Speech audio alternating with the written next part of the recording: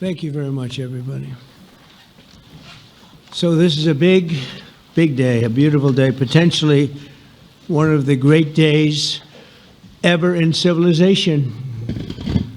Things that have been going on for hundreds of years and thousands of years. We're going to, at least we're at a minimum very, very close, and I think we're beyond very close. And I want to thank Bibi for really getting in there and doing a job. We've worked well together, as we have with many other countries, both of us, with many other countries, which is the only way this whole situation gets solved. And I'm not just talking about Gaza. Gaza is one thing, but we're talking about much beyond Gaza. The whole deal, everything getting solved. It's called peace in the Middle East. So today is a historic day for peace, and Prime Minister Netanyahu and I have just concluded an important meeting on many vital issues, including Iran, trade, the expansion of the Abraham Accords, and most importantly, we discussed how to end the war in Gaza, but it's just a part of the bigger picture, which is peace in the Middle East, and let's call it eternal peace in the Middle East. So this is far more than anybody expected, but the level of support that I've had from the nations in the Middle East and surrounding Israel and neighbors of Israel has been incredible, incredible. Every single one of them. This afternoon, after extensive consultation with our friends and partners throughout the region, I'm formally releasing our principles for peace, which people have really liked, I must say. And these are done not just routinely done, these are done with total consideration and working with the nations that we're talking about. All of these nations have made contributions to those suggestions. I want to thank the leaders of many Arab and Muslim nations for their tremendous support in developing the proposal, along with many of our allies in Europe. Europe has been very much involved, and as I was called by many of the European leaders, most of them saying, "Is this true? Are you really doing peace in the Middle East? This is the most incredible thing we've heard." Some think it's the biggest thing they've ever heard. They called just to find out, was it just a rumor or is it actually done? And then they said, have you spoken to the Arab leaders? Have you spoken to all of the other leaders that we have to get? A lot of people involved in this one. I also want to thank Prime Minister Netanyahu for agreeing to the plan and for trusting that if we work together, we can bring an end to the death and destruction that we've seen for so many years, decades, even centuries, and begin a new chapter of security, peace, and prosperity for the entire region. And I want to just say that my meetings and dialogue that we had with so many countries, Saudi Arabia as an example, the king is a phenomenal person. The Emir of Qatar, he's incredible people. UAE, and that's MBZ and ABZ.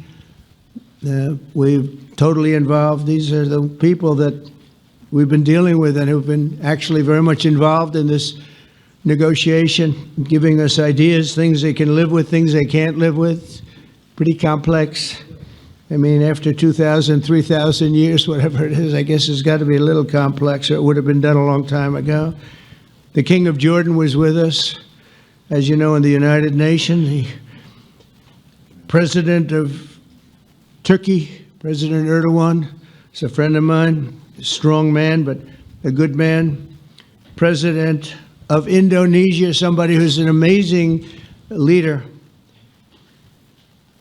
Prabowo. He is an amazing leader and respected by everybody.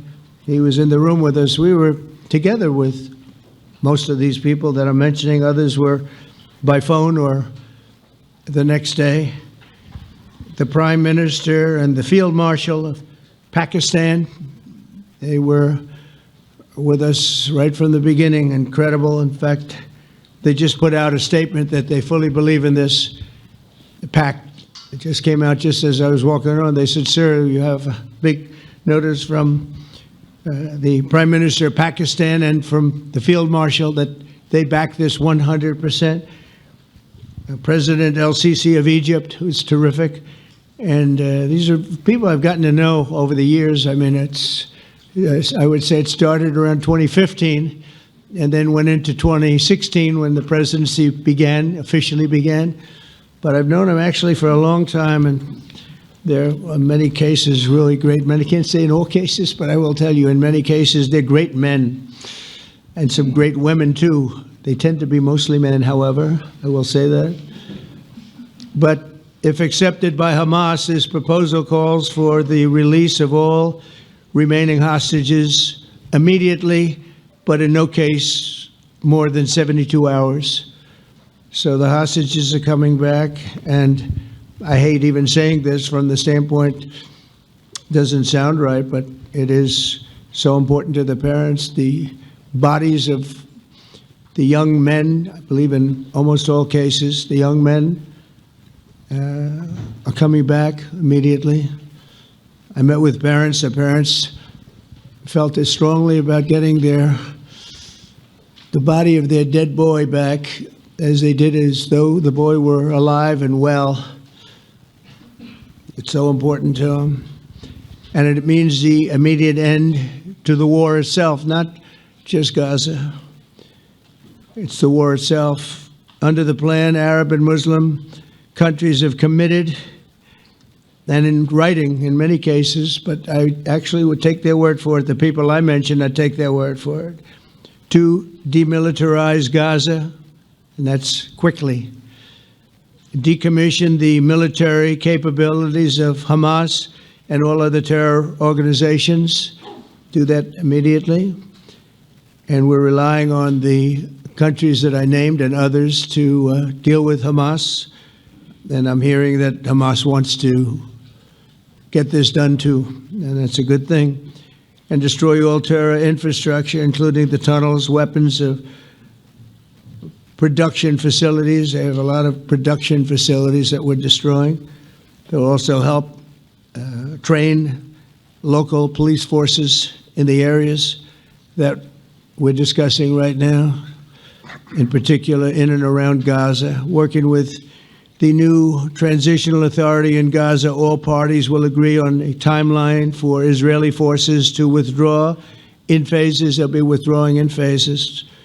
No more shooting, hopefully, as progress is made toward achieving these goals. Arab and Muslim nations need to be allowed the chance to fulfill these commitments of dealing with Hamas. They have to deal with them because they were the one group that we have not dealt with. I haven't dealt with them. But the Arab countries are going to, and Muslim countries are going to be dealing with Hamas, and I believe they've already been there. I think they probably have an understanding, and they haven't maybe mentioned that, but I would imagine they do, otherwise they wouldn't have gone as far as they've gone. If they're unable to do so, then Israel would have the absolute right, and actually our full backing, the U.S. full backing. Marco's here, and a lot of our leaders are here, our great Vice President, Susie Wiles, Steve Witkoff, Jared Kushner.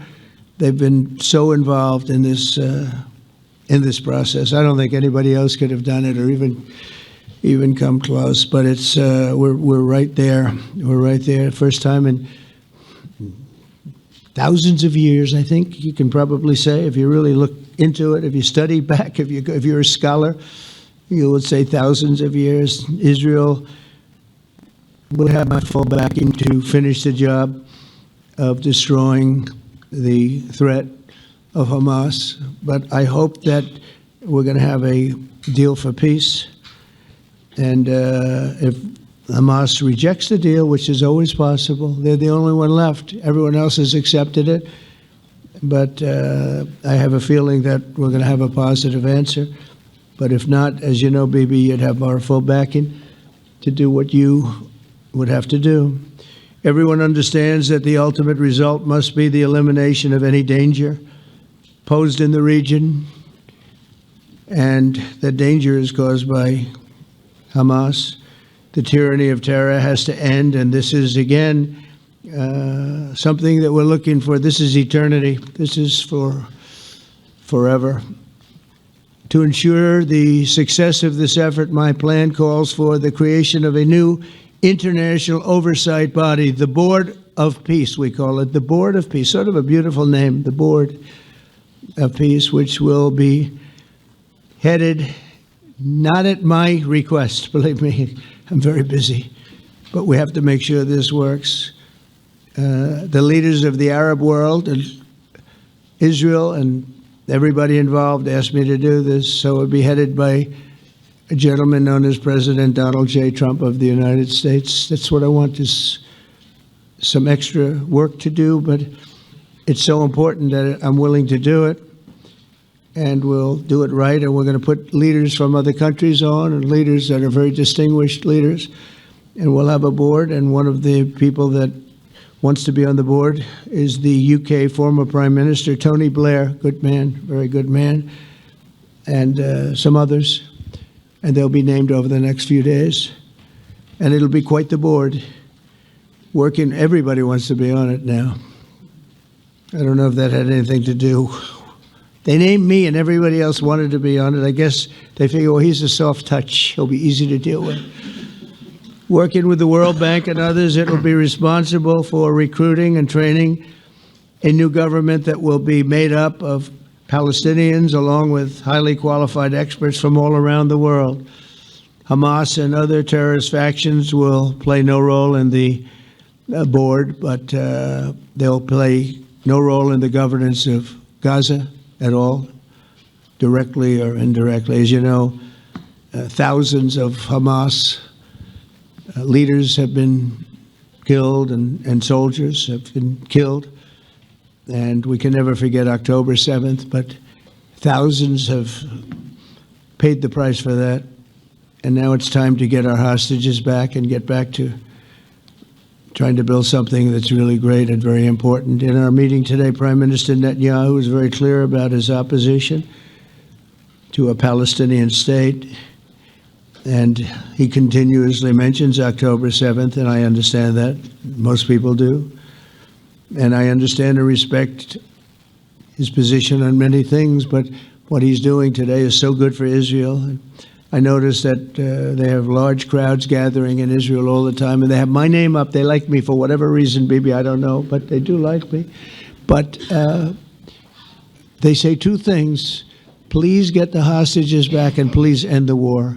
They've had it. It's had it. So I think it's a very popular thing you do, because he's a warrior. He doesn't know about getting back to a normal way of life, but he is a warrior, and Israel's lucky to have him. But now the people want to get back to peace. They want to get back to normalization in a true sense. Several countries have foolishly recognized the Palestinian state. As you know, some of our European friends, allies, good people, but they're really, I think, doing that because they're very tired of what's going on for so many decades. They've been presidents and prime ministers for years, and during this time, having to do with the Middle East, all they're doing is talking about the same thing over and over. They want to see it get back. And nobody wants that more than me, or I believe Bibi too. But the people of Israel want it. They really want it. They want the hostages back. That includes the probably 32 bodies that we're talking about, 20 people that are living, 32 or so people that are dead, and they want to have peace. So let us not forget how we got here. Hamas was elected by the Palestinian people. Israel withdrew from Gaza thinking they would live in peace. Remember that a long time ago, they withdrew. They said, you take it. This is our contribution to peace. But that didn't work out. That didn't work out. It was the opposite of peace. They pulled away. They let them have it. And I never forgot that, because I said, that doesn't sound like a good deal to me. As a real estate person, I mean, they gave up the ocean, right? Ron, they gave up the ocean. They said, who would do this deal? And it still didn't work out. They were very generous, actually. And they gave up the most magnificent piece of land in many ways in the Middle East. And they said, all we want to do now is have peace. And that request was not honored. Instead of building a better life for the Palestinians, Hamas diverted resources to build over 400 miles of tunnels and terror infrastructure rocket production facilities and hid their military command posts and launch sites in hospitals, schools, and mosques. So if you went after them, you'd be after them, and you wouldn't even realize you ended up knocking out a hospital or school or a mosque. A terrible thing, terrible way to have to fight. No fight is good, but that's a real bad one. So there are many Palestinians who wish to live in peace. Many. I've seen so many of them, and they have support. And I challenge the Palestinians to take responsibility for their destiny, because that's what we're giving them. We're giving them responsibility for their destiny, fully condemn and prohibit terrorism and earn their way to a brighter future. They don't want the life that they've had. They've had a rough life with Hamas. If the Palestinian Authority does not complete the reforms that I laid out in my vision for peace in 2020, they'll have only themselves to blame. We're giving them an amazing footprint, and they have amazing support from the leaders of the Arab world and the Muslim world, the great leaders. These are great leaders. These are unbelievable leaders that have built great countries and very wealthy countries. What the future holds for the Palestinians, no one really knows, but the plan that we put forward today is focused on ending the war immediately, getting all of our hostages back, getting everything back. Hard to believe when you even say it, and creating conditions for durable Israeli security and Palestinian success. Israeli security is going to be involved. We're going to help you. We'll be there with you in terms of helping with security. We want to make sure it works. We just want to make sure it works. There shouldn't be a shot fired. Now, there will be, I guess, because that's the way it seems to be, but there shouldn't have to be within a few days. There shouldn't have to be a shot fired. And maybe for eternity. Wouldn't that be nice? I hope it's true. I can tell you the leadership of that region feels that there's a good chance of it being true. So this will lead to this agreement that we're talking about will lead to a sustainable long-term peace. No president in history has been a greater friend of the state of Israel than I have, in addition to negotiating the Abraham Accords. I like to say it that way because the real people, that's what they call Abraham. I would say Abraham, but it's so much nicer when you say Abraham. So much more elegant.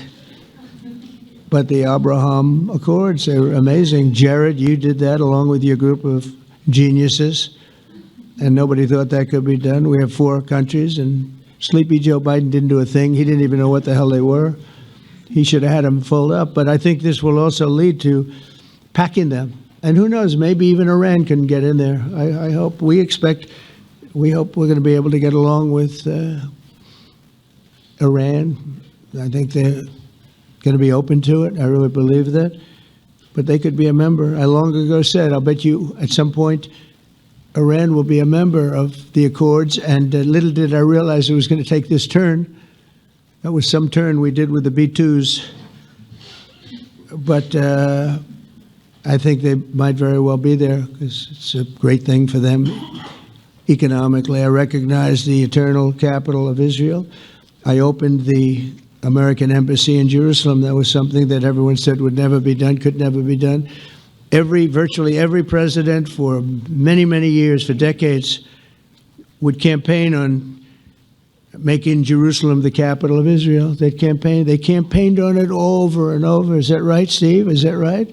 Everyone, and when they got to it, and I understand why now, because it was so. When I got to office, I campaigned on it too. I said, we're going to make it. And then I'd get calls from the leaders of various countries saying, please don't do it. Please don't do it. It'll end the whole world. Please don't do it. And finally, I just didn't say anything, and I did it. People were calling me before I did it because they heard I was going to do it. And leaders of countries were calling me. And I think it was on a Thursday that I did it. And they'd call me Monday, Tuesday, Wednesday, 3-4 times a day. And I said, tell them I'll call them back on Friday. And I announced it on Thursday. And I called them back, the biggest people in the world. And they said, you've done it. I said, done what?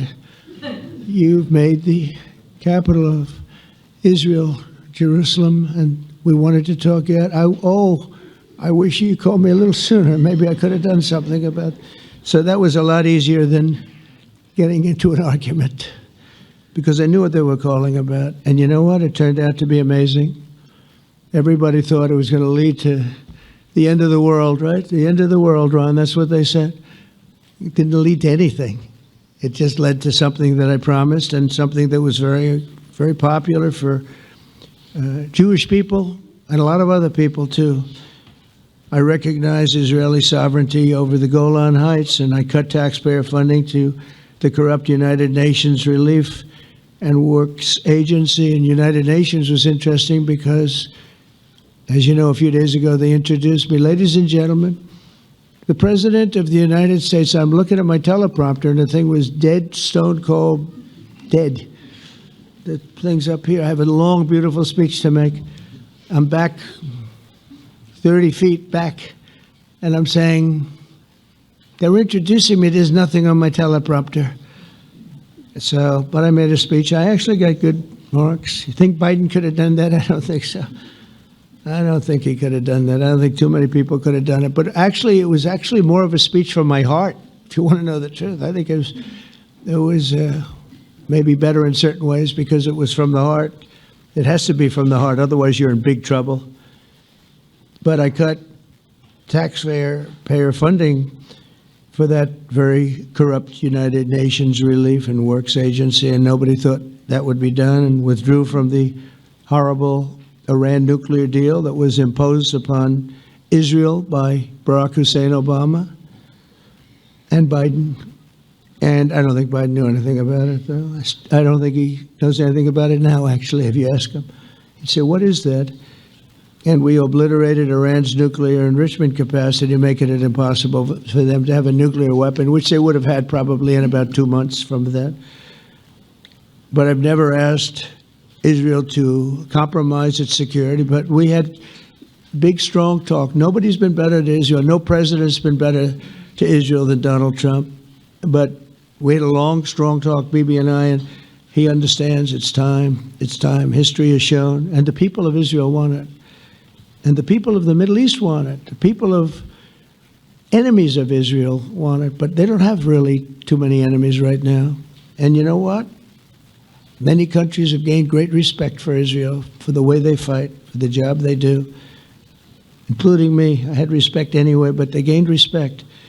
History has shown us that those who have relations with Israel have thrived, while those who have devoted resources and attention toward the destruction and even annihilation of Israel have languished.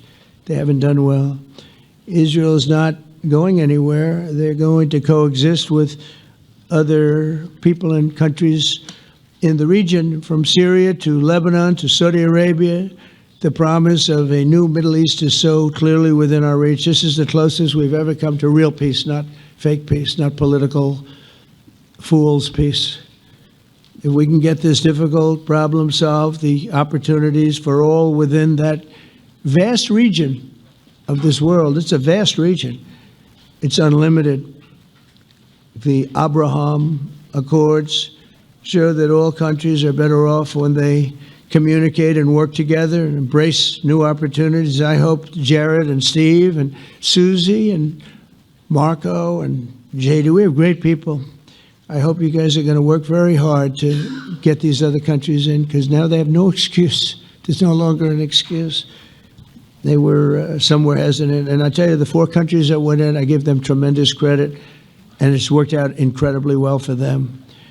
In the same spirit, I'm pleased to report that earlier today, we took another important step toward greater understanding in the region. A short time ago, we had a historic phone call in the Oval Office with Prime Minister Tani, who's really a great person. So we had a great talk, and I was on the phone, and Bibi was talking. Prime Minister Al-Thani was of Qatar. They really had a heart-to-heart conversation. It was a great conversation, I thought. It was productive. It was everything that you need to have something turn out to be successful. And I want to thank Bibi, and I want to thank the Prime Minister. It was fantastic. We agreed to launch a formal trilateral mechanism between Israel, Qatar, and the United States to begin a dialogue to enhance mutual security, correct misperceptions, and avoid future misgivings. And I want to thank Qatar, its leadership, and the Emir. He's a fantastic person. I think, I'm going to be his public relations man because I know him differently than a lot of people know him. But he wants peace. He wants to see peace. And his people, and they really acknowledge the critical role that they've played as mediator. And again, we're not quite finished. We have to get Hamas, but I think they're going to be able to do that. So now it's time for Hamas to accept the terms of the plan that we've put forward today. And again, this is a different Hamas than we were dealing with because I guess over 20,000 have been killed. Their leadership has been killed 3 times over. So you're really dealing with different people than we've been dealing with over the last 4 years, 5 years. Everyone has done their part and come to the table in good faith. Our Arab and Muslim partners are fully prepared to step up and fulfill their commitments for the benefit of the people of Gaza and the entire region. They're willing to step up and do a lot. They really are. There are a lot of good people involved. Everybody who wants to see an end to the violence and destruction should be united in calling for Hamas to accept the extremely fair proposal so that we can end the war and get us back our hostages right now and have everlasting peace. And I look forward to having relationships with everyone. As the chairman of the board, I'll be involved, and we'll have meetings with some very smart people that'll be working over there to make sure that we haven't just been wasting time with an agreement that doesn't get done. The task of building peace will not be easy. There are some of the hardest problems in the world to solve, and that's why it's been going on for so many centuries. But too many lives are at stake not to try, and this was more than a try. I mean, I think this is something that gets done when you have virtually every country, and these are powerful, powerful countries that have a lot of money, and the money can make things happen. A lot of countries try, and they don't have any money. These are very rich countries that can make things happen. So together we'll forge a much safer and more hopeful future for everybody, including Israel.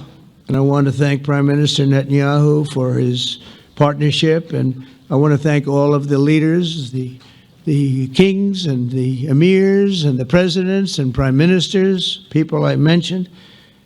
And they've been absolutely fantastic to work with. And it's just happened very quickly. It's happened from a couple of weeks before I had a couple of meetings, but a couple of weeks before we went to the United Nations, and we had some incredible meetings. It all came to place. It all took place, and everybody wanted to be a part of it. I don't have anybody that's saying we don't want anything to do with it. It's just the opposite. And I'll tell you, a couple of years ago, a year ago, I don't think we would have had this kind of participation, Mr. VP, right? I don't think we would have had. It's been amazing. The participation was 100%. Everybody wants to be a part of it. And everybody, those very strong countries, everybody wants it to work. So, Bibi, congratulations on this. I think this will be your crowning achievement, frankly. If this all works out, we think it will. It's going to be your crowning achievement. And I want to thank you very much for being here. Thank you. Please. Thank you. Thank you. Mr. President, first I want to thank you for graciously hosting me once again in the White House. And second, I want to thank you for your friendship and for your leadership. From Jerusalem to Tehran, from the Golan Heights to Gaza, you've proven time and again what I've said many times. You are the greatest friend that Israel has ever had in the White House. And Mr. President, you and I both know it's not even close.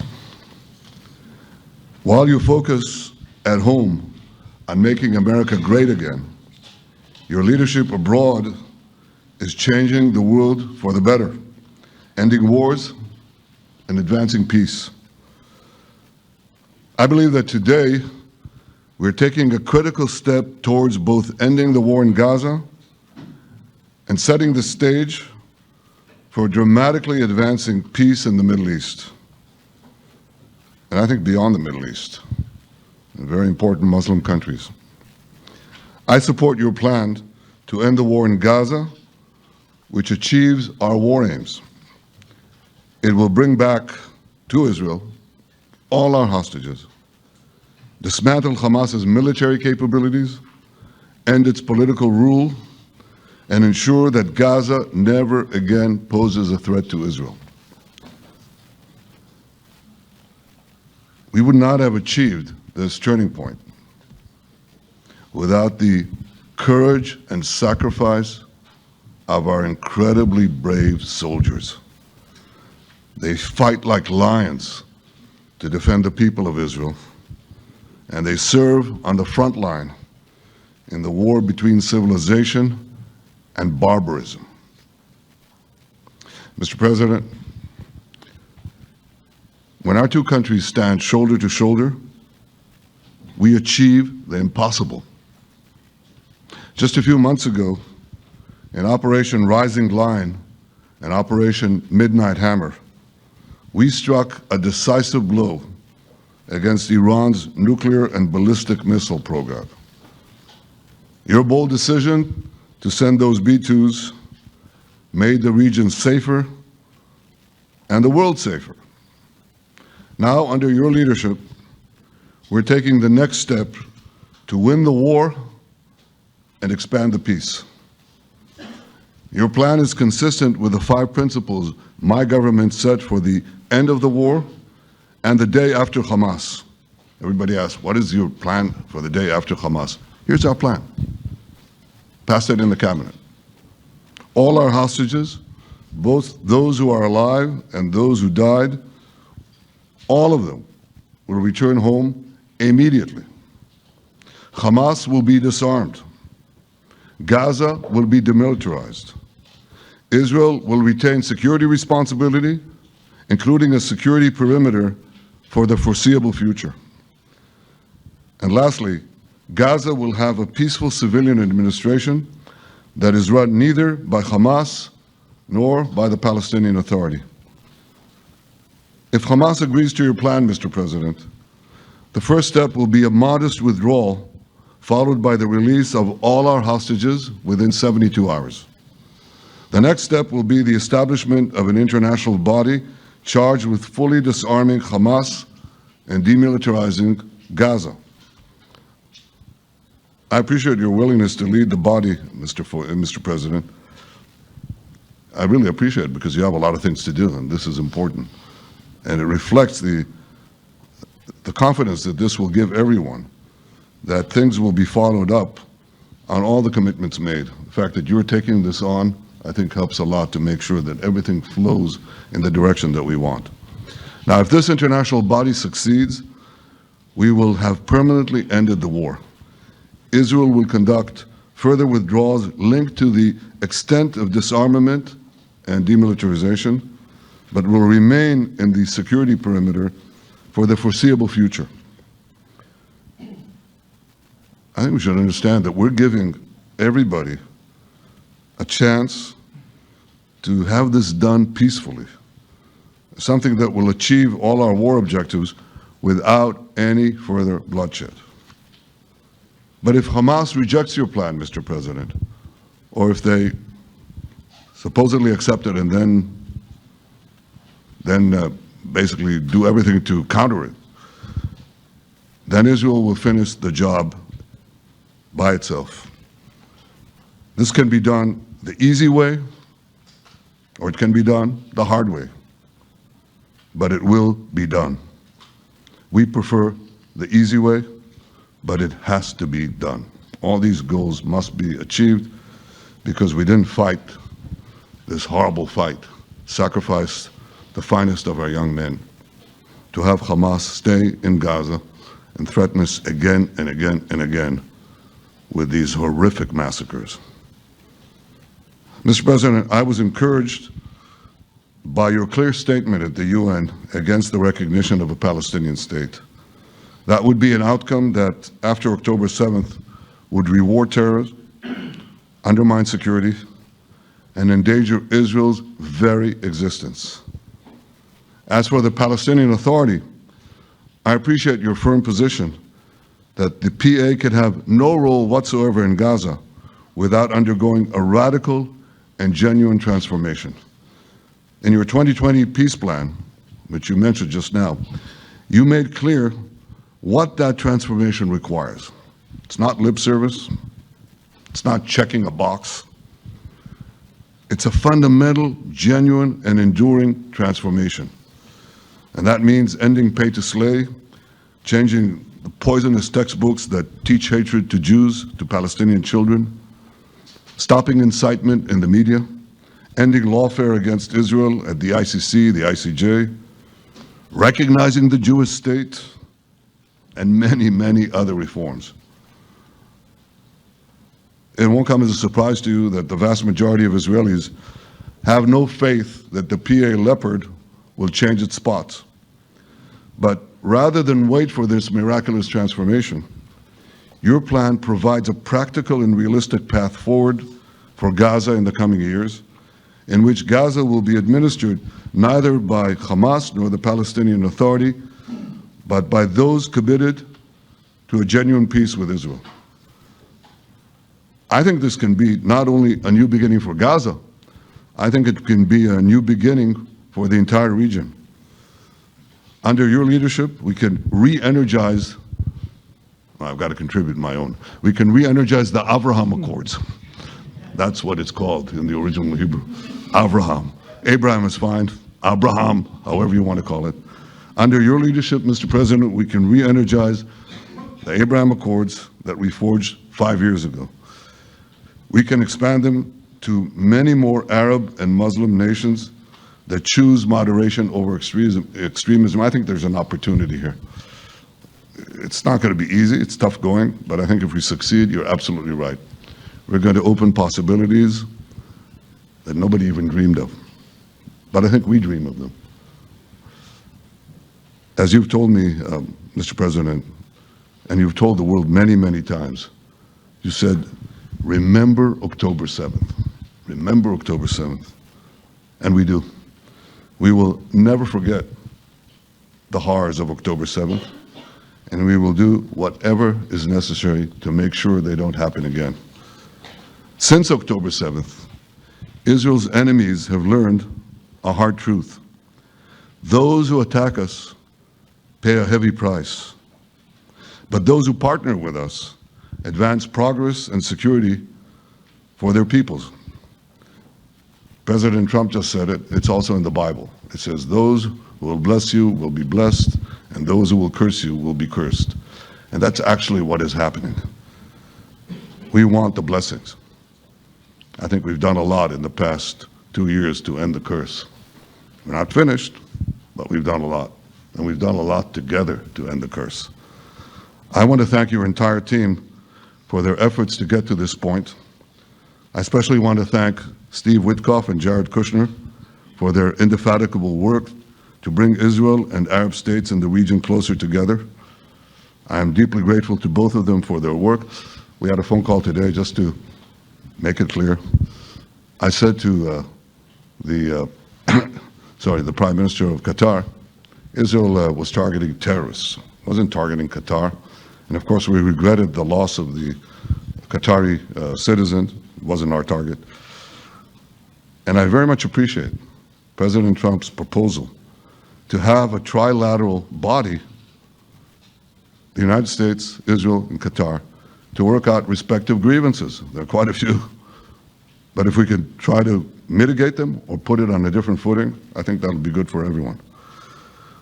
Above all the people, the fine team, the many helpers who've done this, I want to thank you, Mr. President.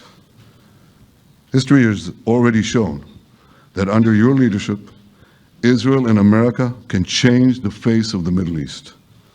And today I'm hopeful that your plan to end the war in Gaza will do so again and do so soon. It will free our hostages, end Hamas's tyranny in Gaza, and enable a more secure and prosperous future for the peoples of our region. Thank you, Mr. President. May God bless America. May God bless Israel. May God bless the indispensable alliance between our countries. And may I add, in Hebrew, G'mal Chatima Tova, may we all be inscribed in the book of life. Thank you. Thank you very much, Bibi. So I think while we wait for these documents to be signed and get everybody in line, I think it maybe is not really appropriate to take questions. I'm meeting with, as you know, a couple of Democrats in a little while about the country, about keeping our country open.